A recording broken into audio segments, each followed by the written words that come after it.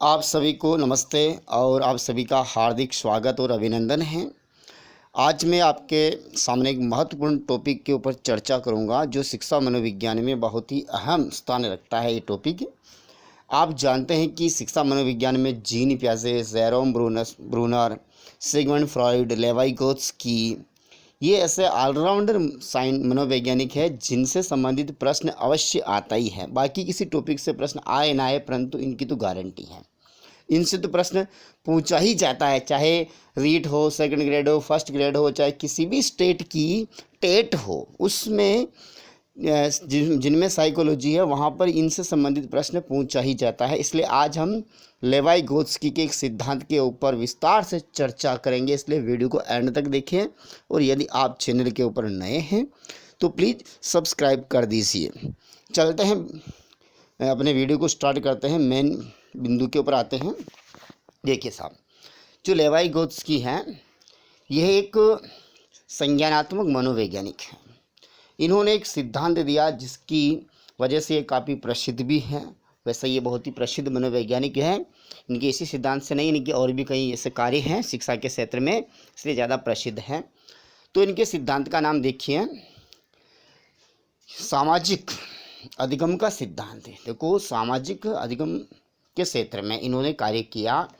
ये एक सामाजिक निर्मितवादी थे। कौन सी विचारधारा से जुड़े हुए थे? सामाजिक निर्मितवादी, सोशल कंस्ट्रक्टिविस्ट थे। ये सामाजिक निर्मितवादी थे लेवाइगोत्स्की, ठीक है।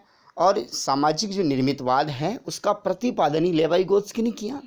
सामाजिक निर्मितवाद का प्रतिपादन लेवाइगोत्स्की ने किया है, ठीक है। ये रूस के थे, रशियन साइकोलॉजिस्ट थे, रूस, ठीक है ना, रशियन साइकोलॉजिस्ट थे। इन्होंने एक पुस्तक लिखी जिसमें इस सिद्धांत का जो हम पढ़ेंगे उसका वर्णन किया, थॉट एंड लैंग्वेज। थॉट, देखो थॉट यानी विचार, लैंग्वेज भाषा, भाषा और विचार जहाँ पर आ जाए वहाँ पर लेवाइगोत्स्की होता है।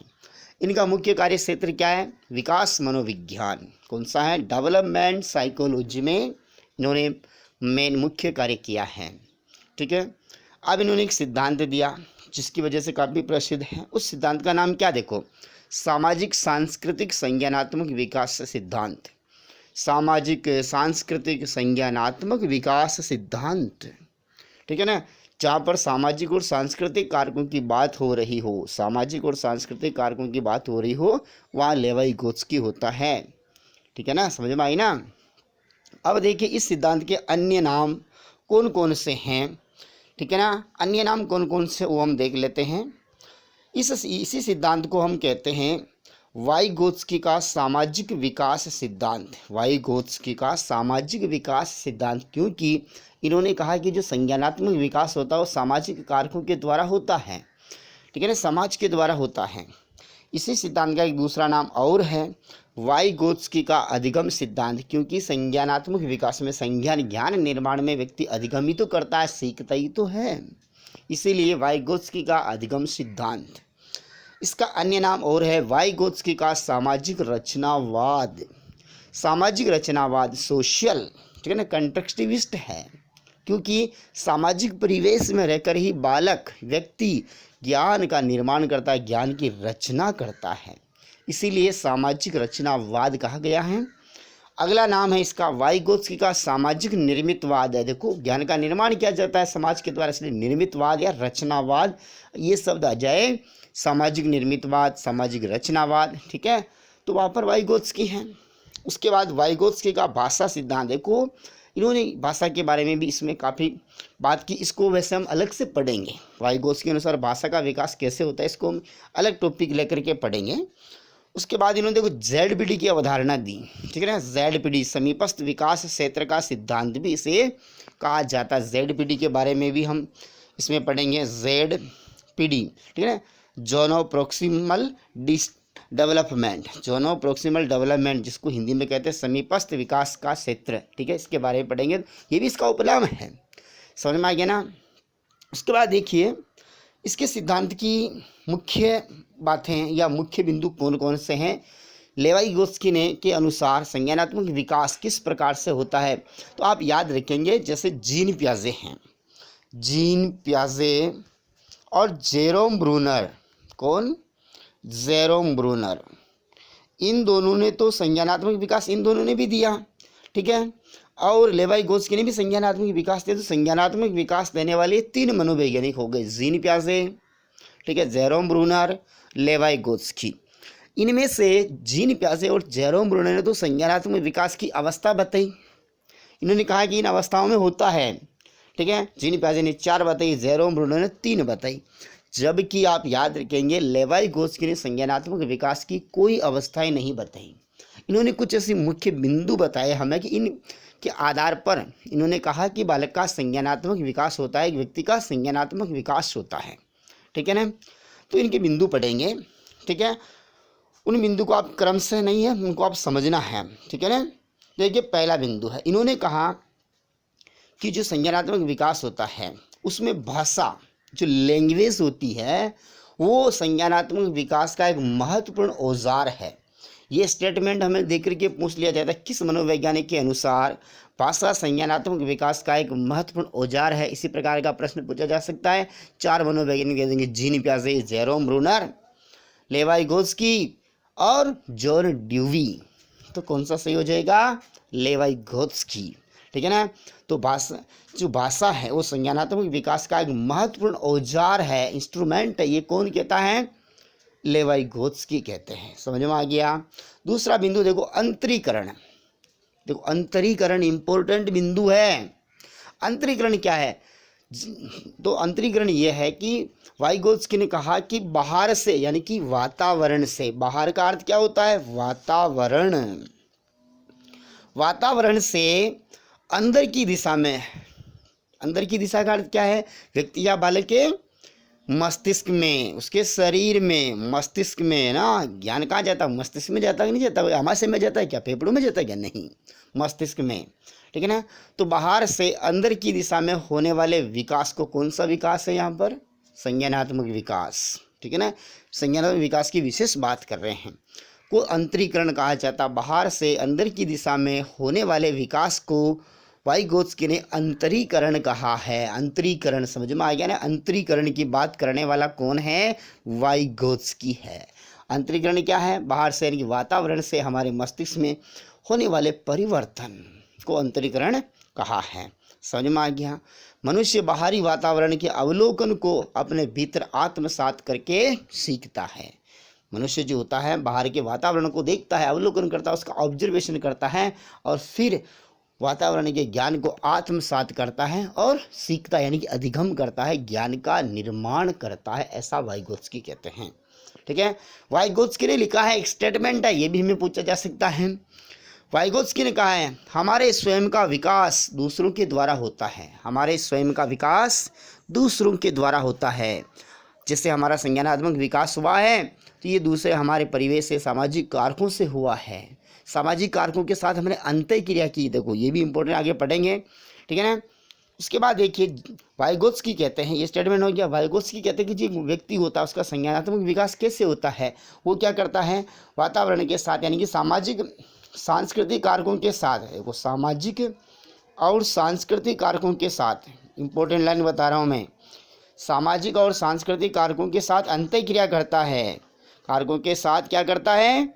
अंतःक्रिया करता है, अंतःक्रिया करता है और संज्ञानात्मक विकास होता है। व्यक्ति या बालक का जो संज्ञानात्मक विकास होता है वो सामाजिक और सांस्कृतिक कारकों के साथ अंतःक्रिया के फलस्वरूप जो संज्ञानात्मक विकास होता है, इम्पोर्टेंट चीज़ है। उसके बाद देखो बालक के संज्ञानात्मक विकास में समाज, संस्कृति और भाषा, 3 चीज़ें, समाज, संस्कृति, भाषा, याद रखेंगे। समाज, संस्कृति, भाषा, SSB, ठीक है ना। इसको याद रखने का, SSB, समाज, संस्कृति, भाषा, SSB, ठीक है ना। SSB समाज, संस्कृति, भाषा का महत्वपूर्ण स्थान है। वाइगोत्स्की के अनुसार जो संज्ञानात्मक विकास में किसका महत्वपूर्ण स्थान है? SSB का, समाज, संस्कृति, भाषा का महत्वपूर्ण स्थान है। उसके बाद देखिए नेक्स्ट बिंदु, इन्होंने, यानी कि किन्होंने? लेवाइगोत्स्की ने संज्ञानात्मक विकास में जैविक कारक को इतना महत्वपूर्ण नहीं माना, जबकि किसने ज़्यादा माना? जीन पियाजे ने संज्ञानात्मक विकास में जैविक परिपक्वता को महत्वपूर्ण माना, जबकि जेरोम ब्रूनर ने भी इतना महत्वपूर्ण नहीं माना और लेवाइगोस्की ने भी महत्वपूर्ण नहीं माना। तो दोनों यहाँ पर जेरोम ब्रूनर और लेवाइगोस्की में यहाँ पर समानता है जैविक कारक को लेकर के। ठीक है ना, समझ में आ गई बात। उसके बाद देखो अगला बिंदु, वाइगोत्स्की ने कहा है कि बालक के ज्ञान का जो निर्माण है, बालक के ज्ञान का निर्माण सामाजिक और सांस्कृतिक संदर्भ में होता है, या जो बालक होता है अपने ज्ञान का निर्माण सामाजिक और सांस्कृतिक परिवेश में करता है। सामाजिक सांस्कृतिक भाषा, ये बिंदु तो रट ही लो, सामाजिक सांस्कृतिक भाषा, ठीक है ना, ये तो बिंदु रट ही लो, ठीक है ना, यहाँ वाइगोत्स्की फिक्स। अगला बिंदु है बालक के विकास में सामाजिक सांस्कृतिक और भाषाई कारक महत्वपूर्ण है, ये बात हम पहले कर चुके हैं। अब देखिए सामाजिक कारक कौन कौन से होते हैं जो बालक का एक संज्ञानात्मक विकास करते हैं। परिवार, देखो पहला परिवार से शुरुआत करते हैं। परिवार एक समाज का अंग होता है, ठीक है, बालक परिवार में रहता है, जिस प्रकार के परिवार के सदस्य होते हैं, जिस प्रकार की उनकी भाषा होती है, जो अच्छा होता है वो उसी प्रकार से सीखता है। समाज, जिस समाज में बालक रहता है उस समाज के अकॉर्डिंग वो व्यवहार करता है, उसी समाज के अकॉर्डिंग वो सीखता है। तो समाज भी संज्ञानात्मक विकास में महत्वपूर्ण योगदान देता है। विद्यालय, ठीक है, बालक जो होता है जिस प्रकार के विद्यालय में पढ़ता है, ठीक है ना, उसी विद्यालय में उनके जो मित्र होते हैं, मित्र मंडली होती है, उनकी किस प्रकार की लैंग्वेज है, उनका कितना नॉलेज है और किस संस्कृति से, किस परिवार से वो संबंधित है, उन सब का के सम्मिलित रूप से बच्चे का संज्ञानात्मक विकास होता है। उन सब का प्रभाव बालक के या व्यक्ति के संज्ञानात्मक विकास के ऊपर पड़ता है। उसके बाद है सामाजिक कारक में आस पड़ोस, यानी कि हमारा जो पड़ोस वो किस प्रकार का है, पड़ोस में जो व्यक्ति है वो किस प्रकार के हैं, विद्वान, ठीक है, अमीर, गरीब, इन सब का प्रभाव पड़ता है। ठीक है ना, आप समझ गए थे। सामाजिक कारक हैं जो बालक के संज्ञानात्मक विकास में महत्वपूर्ण भूमिका निभाते। कौन कौन?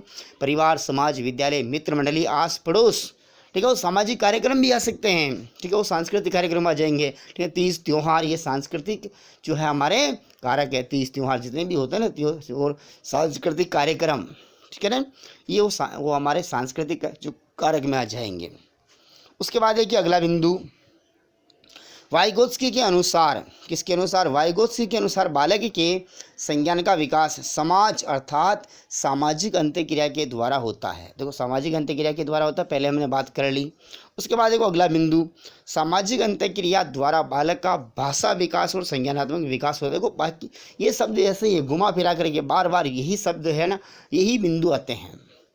उसका विकास सामाजिक कारकों के द्वारा होता है, भाषा का विकास सामाजिक कारकों के द्वारा होता है, अंत्यक्रिया के द्वारा होता है, सामाजिक सांस्कृतिक भाषाई कारक, ये ठीक है ना, ये इम्पोर्टेंट है बालक के संज्ञानात्मक विकास में।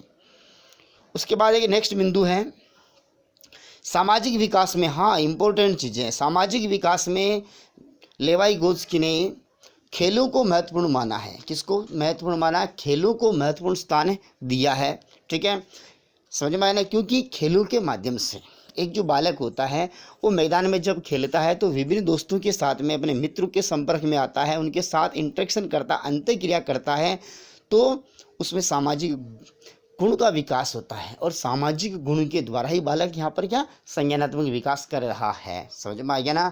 तो यहाँ कहने का अर्थ ये हुआ कि वाइगोत्स्की कहते हैं कि भाई बालकों को खेलने का मौका देना चाहिए, ठीक है, जिससे उनका संज्ञानात्मक विकास होगा। अगला बिंदु देखिए, वाइगोत्स्की के अनुसार भाषा विकास में विचार, हाँ वेरी इंपॉर्टेंट, वाइगोत्स्की के अनुसार जब बालक का भाषा विकास होता है, लैंग्वेज डेवलपमेंट होता है, तो सबसे पहले विचार आते हैं। कौन आते हैं? विचार आते हैं। देखो जब हम बालक सबसे पहले क्या करता है, अपने मस्तिष्क में विचार करता है। बोलना बाद में सीखता नहीं सीखता है, समझ में, स्पष्ट रूप से अपने विचारों को व्यक्त करना बाद में सीखता है। तो वाइगोत्स्की के अनुसार भाषा विकास में सबसे पहले विचार आते हैं। कौन आते हैं? विचार आते हैं, उसके बाद में भाषा आती है। समझ में आ गया ना। विचार पहले, भाषा बाद में। किसके अनुसार? वाइगोत्स्की के अनुसार। इंपॉर्टेंट बिंदु। अगला बिंदु देखिए, विचार और भाषा, ये जो विचार आना और भाषा एक दूसरे पर आधारित होते हैं, क्योंकि हम जो भी सोचते हैं वो भी एक प्रकार की क्या है? भाषा है। कौन सी भाषा है? आंतरिक भाषा, अव्यक्त भाषा, अशाब्दिक भाषा। समझ में आ गया ना। हमारे विचार जो क्या है? आंतरिक भाषा है, अशाब्दिक भाषा है, ठीक है ना, इंटरनल स्पीच एक नहीं है। उसके बाद एक, क्योंकि हम जो भी सोचते हैं वो भी एक भाषा है, समझ लिया। वाइगोत्स्की के अनुसार, अगला बिंदु देखो वेरी इंपॉर्टेंट है, वाइगोत्स्की के अनुसार बालकों में जो भाषा का विकास होता है, भाषा बालकों में डेवलप होती है, ठीक है, भाषा के जो विकसित होने का रूप है वो 2 प्रकार का है, ठीक है ना। भाषा तो 3 प्रकार की बताई इन्होंने, 3 प्रकार से भाषा, ठीक है ना, समझ में आए ना। और भाषा का स्थानांतरण सीखने की क्रिया भी वो 3 प्रकार की, जो बाद में भाषा विकास में विस्तार से हम चर्चा करेंगे। इन्होंने कहा कि जो भाषा होती है, भाषा का विकास होता है तो आंतरिक भाषा के रूप में या निज भाषा के रूप में, इनर स्पीच, सब जैसे इसमें आती अशाब्दिक भाषा, यानी कि सबसे पहले बच्चा जो सोचता हो अशाब्दिक विचार होते हैं उनके मस्तिष्क में, ठीक है ना। मस्तिष्क में उत्पन्न होने वाले यांत्रिक विचार ये किस भाषा में आएंगे? आंतरिक भाषा में, निज भाषा में आएंगे, ठीक है। निज भाषा की बात किसने की? निज भाषा को सबसे महत्वपूर्ण किसने माना? वाइगोत्स्की ने माना। इंपॉर्टेंट बिंदु। दूसरा है भाषा, बाह्य भाषा, एक्सटर्नल स्पीच। जैसे मैं अभी बोल रहा हूँ तो ये मेरी बाह्य भाषा है, शाब्दिक भाषा। मैंने क्या किया, जो मेरे मस्तिष्क में विचार है मैंने उसको ध्वनियात्मक रूप दे दिया, ध्वनि में परिवर्तित कर दिया और आप अभी सुन पा रहे हैं। समझ में आया ना। तो इस प्रकार से भाषा का विकास होता है, अशाब्दिक रूप से पहले होता है, बाद में शाब्दिक रूप से होता है। समझ में आ गया। उसके बाद देखिए नेक्स्ट बिंदु जो है वो इस प्रकार से है, वाइगोत्स्की के संज्ञानात्मक विकास में भाषा और चिंतन। देखो वाइगोत्स्की संज्ञानात्मक विकास में भाषा और चिंतन को भी इन्होंने महत्वपूर्ण माना है, ठीक है। इन्होंने भाषा के 3 प्रकार बताए हैं। कितने प्रकार बताए? 3 प्रकार। सामाजिक भाषा, आत्म भाषा, स्व केंद्रित और व्यक्तिगत भाषा।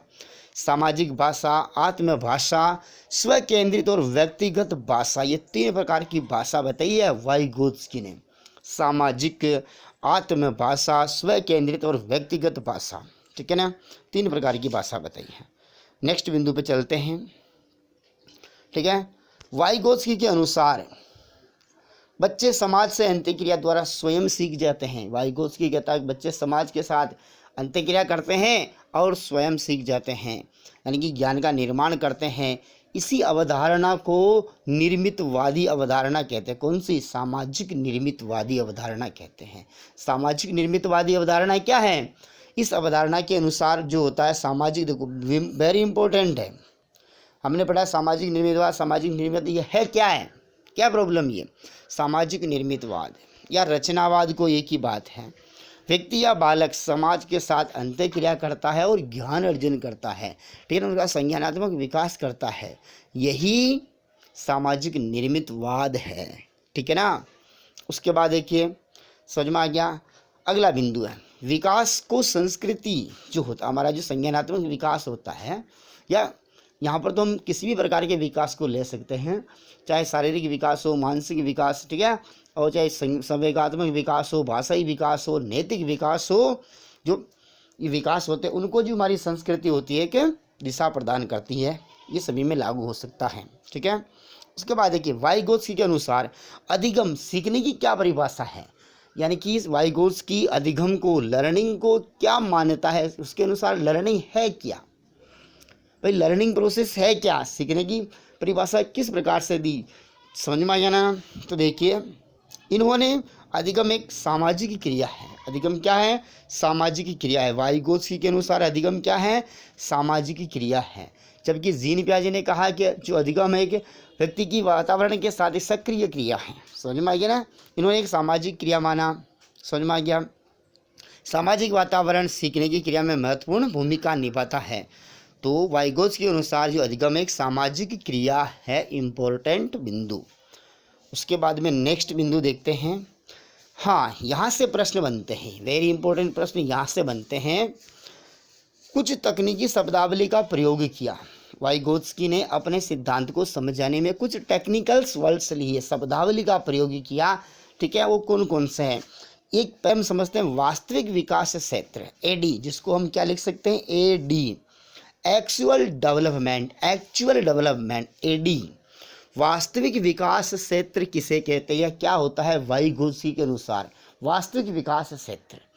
देखिए वास्तविक विकास क्षेत्र वह होता है, यानी कि बालक की वह अवस्था, बालक उस उम्र में या उस अवस्था में है, ठीक है, जहाँ पर वो कोई भी कार्य करता है बिना किसी सहायता के कर लेता है। यानी कि बालक कोई भी काम कर रहा है वो अपने स्तर पर कर रहा है, किसी दूसरे की जो है वो सहायता नहीं ले रहा है। ठीक है, उसे कहते हैं वास्तविक विकास क्षेत्र। लिखा हुआ है बालक की वह अवस्था जहाँ पर बालक स्वयं बिना किसी सहायता के क्रिया करता है या कार्य करता है और ज्ञान प्राप्त करता है, अन्य व्यक्ति की सहायता नहीं लेता है, स्वयं ही ज्ञान का निर्माण करता है। तो इस प्रकार की अवस्था वाले क्षेत्र को हम कहते हैं वास्तविक विकास क्षेत्र AD। ठीक है, बालक होता है स्वयं कार्य कर सकता है, ठीक है ना, सेल्फ वर्क कर सकता है। ठीक है, उसके बाद एक क्षेत्र और है, एक अवस्था और बताई, संभावित विकास क्षेत्र। संभावित, ठीक है ना, वह अवस्था जहाँ पर बालक संभावित विकास क्षेत्र में क्या करता है, इस अवस्था में जो बालक होता है, ये बालक है, ये क्या करता है, कुशल व्यक्तियों की सहायता से, जो कुशल होते हैं, कुशल योग्य व्यक्ति होते, ध्यान रखना, कुशल और योग्य व्यक्ति जो अपने, जैसे कि अगर पढ़ाई की बात करें तो जैसे हमारे टीचर्स कुशल व्यक्ति हैं। ठीक, कोई कार्य हम जैसे कि कोई सवाल नहीं कर पा रहे तो हम टीचर से पूछेंगे, वो हमारी हेल्प कर देगा। ठीक है, तो संभावित विकास क्षेत्र वह अवस्था जिसमें बालक कुशल और योग्य व्यक्ति के द्वारा क्या करता है, ज्ञान प्राप्त करता है, उसे संभावित विकास क्षेत्र कहते हैं। इसमें एक महत्वपूर्ण बिंदु और है ZPD। ZPD की फुल फॉर्म भी याद कर लो, ये भी परीक्षा में पूछी गई कंपटीशन परीक्षाओं में। ZPD का पूरा नाम होता क्या है, zone of proximal development. Zone of proximal development, ये किस मनोवैज्ञानिक की अवधारणा है, ZPD लेवाइगोत्स्की की। ठीक है, इसका हिंदी नाम क्या हो गया, समीपस्थ विकास क्षेत्र। अन्य नाम भी देख लो, ये भी दिए हुए हो सकते हैं, निकटस्थ विकास क्षेत्र और क्या है, आसन विकास क्षेत्र। अब ये होता है क्या, महत्वपूर्ण है। अभी हमने 2 ऊपर पढ़े हैं, और कौन से, वास्तविक विकास क्षेत्र, संभावित विकास क्षेत्र 2 पढ़ लिए, उनके बीच में फंसा हुआ विकास है, समझ में आ गया ना, उनके बीच में रहने वाला है ZPD। ठीक है, पहली बात यह। अब इसको अवधारणा को समझ लेते हैं। वह अवस्था यानी कि ZPD बालक के ज्ञान निर्माण की एक अवस्था का नाम है। ठीक है, जिसको वाइगोत्स्की ने टेक्निकल वर्ड से समझाया है। वह अवस्था जिसमें बालक अपने से अधिक ज्ञान वाले, देखो अपने से अधिक ज्ञान वाले, यहाँ पर कुशल नहीं है, ठीक है ना, अपने से अधिक ज्ञान वाले कौन हैं, आप अपने माता पिता, अपने से उसमें ज़्यादा नॉलेज है कि नहीं है, अपने परिवार के बड़े बुजुर्ग, ठीक है ना, अपने बड़े भाई हो सकता है, अपनी बहन हो सकती है, अपनी बुआ हो सकती है, परिवार का कोई भी बड़ा व्यक्ति जिसके पास कुछ नॉलेज है, जिस क्षेत्र में हम पूछना चाहते हैं उनका, ठीक, उनको नॉलेज है, तो उनकी सहायता से यदि कोई व्यक्ति कार्य करता है तो वो बालक के ज्ञान निर्माण की ZPD अवस्था कहलाती है। समझ में आ रहा है, जब कोई व्यक्ति बालक अपने से अधिक बड़े व्यक्तियों की सहायता से अगर कोई कार्य करता है, ज्ञान सीखता है, अधिगम करता है, तो वो क्या कहलाता है, वो उसकी जो अवस्था है वो ZPD अवस्था कहलाती है। अब यहाँ पर जो हमें ZPD में जो भी हमारे से बड़े व्यक्ति हैं, उन बड़े व्यक्ति को भी एक नाम दिया गया MKO। क्या नाम दिया गया, ZPD की अवस्था में जो बड़े बुजुर्ग हमें क्या करते हैं, जो हेल्प करते हैं हमारी, उस व्यक्ति को क्या कहा गया, MKO। M का अर्थ होता है मोर, K का अर्थ होता है नॉलेजेबल, O का अर्थ होता है अदर। मोर नॉलेजेबल लिखा हुआ, देखो मोर नॉलेजेबल अदर, अधिक ज्ञान वाले अन्य व्यक्ति। समझ में आ गया ना, MKO। ये MKO क्या करते हैं, हमारे सीखने की, हमारे ज्ञान निर्माण की जो स्पीड है उसको थोड़ा बढ़ा देते हैं। ठीक है ना, समझ में आई ना, हमारी सहायता करते हैं। तो ZPD ये हो गया। अब ZPD को हम एक चित्र के द्वारा समझते हैं। ठीक है, किसके द्वारा समझते हैं, चित्र के द्वारा समझते हैं। देखिए साहब, ये चित्र है, ये हमारा एक पूरा यहाँ से लगे, ये संज्ञानात्मक विकास का क्षेत्र है। ये पूरा क्या है, हमारे संज्ञानात्मक विकास का क्षेत्र है। सबसे पहले देखिए यहाँ पर अंदर ही अंदर आपको ये दिखाई दे रहा है, ये वाला पार्ट, ये है आपका वास्तविक विकास क्षेत्र। यानी कि इस क्षेत्र में जो बालक है कोई भी कार्य है अपने आप कर रहा है। समझ में आएगी ना, इसे कहते हैं AD। यहाँ पर लिखा देखो, व्हाट आई कैन डू, मैं अपना कार्य स्वयं कर सकता हूँ। ठीक है ना, AD क्षेत्र है। उसके बाद देखिए सबसे बाहर ये वाला है, ये है आपके संभावित विकास क्षेत्र। कौन सा क्षेत्र, संभावित विकास क्षेत्र, ठीक है ना। अब उनके बीच में ये जो फंसा हुआ, यहाँ से लगा करके ये वाला जो भाग है, ये भाग है जेडपीडी। तो यानी कि जो जेडपीडी होता है वास्तविक विकास क्षेत्र, संभावित विकास क्षेत्र के बीच की अवस्था है, जहाँ पर बालक अपने से बड़े MKO की सहायता से ज्ञान का निर्माण करता है, वो जेडपीडी है। समझ में आ गया। तो चित्र के द्वारा भी आपको बताया जाए, ठीक है, पूछा जा सकता है। सबसे प्रारंभ में क्या होता है, एडी होता है, सबसे ऊपर ही ऊपर, जहाँ पर कुशल और योग्य व्यक्तियों की सहायता से बालक ज्ञान का निर्माण करता है, उस क्षेत्र को तो संभावित क्षेत्र कहते हैं, संभावित विकास क्षेत्र, ठीक है। जबकि यहाँ पर MKO की सहायता से बालक अपने ज्ञान का निर्माण करता है, उसे जेडपीडी कहते हैं। समझ में आ गया, ठीक है। MKO की सहायता से अगर बालक ज्ञान का निर्माण करता है, उसे जेडपीडी कहते हैं। इसको एक उदाहरण से भी समझ सकते हैं, जेड, ठीक है ना, बाद में समझेंगे। अब देखिए, एक वेरी इंपॉर्टेंट टॉपिक के ऊपर हम चर्चा कर रहे हैं, बिंदु के ऊपर चर्चा कर रहे हैं, very important, scaffolding English में कहते हैं, स्केप फोल्डिंग। देखो, scaffolding, scaffolding, scaffolding, जिसका हिंदी नाम है ढांचा निर्माण। देखो, बहुत सारे नाम बताऊंगा मैं, ढांचा निर्माण, और फिर मैं अपने शब्दों में समझूंगा कि स्केप फोल्डिंग वास्तव में है क्या। ये कोई इतना कठिन नहीं है, ये कोई इतना कठिन, कोई बड़ी तोप नहीं है। स्केप फोल्डिंग वेरी इजी, ये एक टेक्निकल वर्ड है, परंतु क्या है कि इनको एक ज़्यादा जो नॉलेजेबल है ना, हमारे कुशल जो साइकोलॉजिस्ट टीचर है, उन्होंने इनको क्या कर दिया, स्केप फोल्डिंग को एक टफ बना दिया। इसमें PhD कराने लग गए वो हमें। अरे हमें तो रीट के हिसाब से, सेकंड ग्रेड के हिसाब से पढ़ना, हमें स्केप फोल्डिंग में PhD थोड़ी करनी क्या, ठीक है ना। तो इतना कठिन शब्द नहीं है ये स्केप फोल्डिंग। इसका एक नाम है ढांचा निर्माण, ये लिखा हुआ है। इसको पाइट भी कहते हैं, क्या कहते हैं, पाइट कहते हैं। इसको पाठ निर्माण भी कहते हैं। पहले तो ये शब्द समझ लो, पाठ निर्माण, ढांचा निर्माण, पाइट ऐसा कहा जाता है इसको। देखो, ढांचा निर्माण क्या, समझिए। ढांचा, ढांचा का अर्थ होता है, जैसे कि हमें मकान बनाया, तो एक मकान का हमने क्या बनाया, नक्शा बनाया, एक, ठीक है ना, उसका एक हमने छोटा सा एक रूप बना लिया। उसके आधार पर, उसकी सहायता से हम एक पूरा बड़ा मकान बना लेंगे। समझ में आया ना। स्केप फोल्डिंग, ढांचा, ठीक है ना, निर्माण, समझ में आ गया। अब देखिए, जो स्केप फोल्डिंग शब्द है, इसको एक उदाहरण से समझेंगे। अभी तो ये केवल इसकी प्रस्तावना बन रही। स्केप फोल्डिंग शब्द सर्वप्रथम किसने दिया, ये भी पूछा जा सकता है। जेरोम ब्रूनर ने दिया, याद रखेंगे, लेवाई गोत्स्की का एक शब्द नहीं है। स्केप फोल्डिंग, ढांचा निर्माण, ये जेरोम ब्रूनर का है, ठीक है। पहली बात सबसे पहले की तो ये है कि ढांचा निर्माण, स्केप फोल्डिंग शब्द जो सर्वप्रथम किसने दिया, जेरोम ब्रूनर ने दिया। स्केप फोल्डिंग के ऊपर विस्तृत और व्यापक अध्ययन किसने किया, लेवाई गोत्स्की ने किया। 2 प्रश्न कंप्लीट। अब तीसरा प्रश्न क्या है कि जैसे कोई बालक है, कोई कार्य करने, ये बालक है, यहाँ देखना, ये वाला बालक है, ये क्या कोई कार्य करना चाहता है। जैसे कि समझना, यहाँ पर ये पहली सीढ़ी, ये 2 सीढ़ी, और यहाँ पर ये छत है। बालक छत पे चढ़ना चाहता है, ठीक है ना। तो बालक का क्या कार्य हो गया, छत पे चढ़ने का काम हो गया।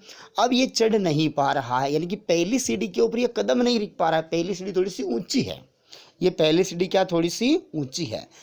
अब हमने क्या किया, इसको थोड़ा सा धक्का दिया पीछे से, क्या किया, धक्का दिया, ताकि ये क्या हो गया, यहाँ सीढ़ी के ऊपर ये चढ़ गया। चढ़ने के बाद तो अपने आप बाकी सीढ़ियों में इतना गैप नहीं है, आसानी से ये क्या चला गया, अपने लक्ष्य पे चला गया, अपनी मंजिल पे चला गया, छत पे चला गया। तो बालक को किसी भी कार्य, जब बालक कोई भी काम करता है, तो उसको शुरुआती सहायता देना, शुरुआत में उसको थोड़ी सी सहायता देना, ताकि वो आगे का काम अपने आप कर सके। यही स्केप फोल्डिंग है भाई साहब, ठीक है ना। इसमें कोई ज़्यादा कोई आपको वेद पढ़ने की आवश्यकता नहीं है, इसमें आपको PhD नहीं करनी है। समझ में आया ना। अब कैसे, हाँ एक चीज़ और है, देखो जो प्रश्न पूछा जाता है वही बात करेंगे। ढांचा निर्माण में संवाद, आपसी बातचीत। देखो संज्ञानात्मक विकास कर रहे हैं यहाँ पर, अभी वो तो उदाहरण था। तो संज्ञानात्मक विकास में संवाद होता, आपसी बातचीत होती, इंटरेक्शन होता है, वो क्या है, ढांचा निर्माण का एक महत्वपूर्ण उपकरण है, ठीक है ना। संवाद ढांचा निर्माण का महत्वपूर्ण उपकरण है, क्योंकि हम किसी भी बालक को समझाते हैं, मुँह से भाषा के द्वारा तो समझाते हैं, आपस में संवाद करते हैं और उसकी प्रॉब्लम सोल्व करते हैं, नहीं करते हैं, ठीक है ना। अब देखिए बच्चे जो होता है उसका ढांचा निर्माण हम कैसे करते हैं, उसको शुरुआती सहायता कैसे देते हैं। बच्चे के पास ज्ञान तो होता है परंतु क्या होता है, अव्यवस्थित होता है, असंगठित होता है, तो बच्चा जो होता है ज्ञान का उपयोग सही नहीं कर पाता है। तो जो जैसे कि हम उनके परिवार में बड़े लोग कुशल व्यक्ति, जो कोई भी हो सकता है कि वो हो सकता है, बड़े हमारे टीचर हो सकते हैं, कुशल सहायक व्यक्ति होते हैं, उनके पास क्या होता है, ज्ञान व्यवस्थित क्रमबद्ध होता है। तो बालक और वो जो अधिक नॉलेज वाले व्यक्ति है उनके बीच में आपस में संवाद होता है किसी भी टॉपिक को लेकर के, और जो बड़े लोग होते हैं उनको समझाते हैं, बालक को ज्ञान देते हैं, उनकी हेल्प करते हैं ताकि बालक उनकी मदद से, ठीक है, आगे ज्ञान प्राप्त कर सकता है, आगे सीख सकता है। तो बड़े लोगों के द्वारा संवाद के माध्यम से उनको जो भी कुछ समझाया, ठीक है, उसकी हेल्प की, ठीक है, उसको कोई जैसे उदाहरण के रूप में समझेंगे, जो भी उनकी हेल्प की वो क्या है, ढांचा निर्माण किया, उसका हमने पाठ निर्माण किया, उसको शुरुआती सहायता दी। समझ में आ गया कैसे?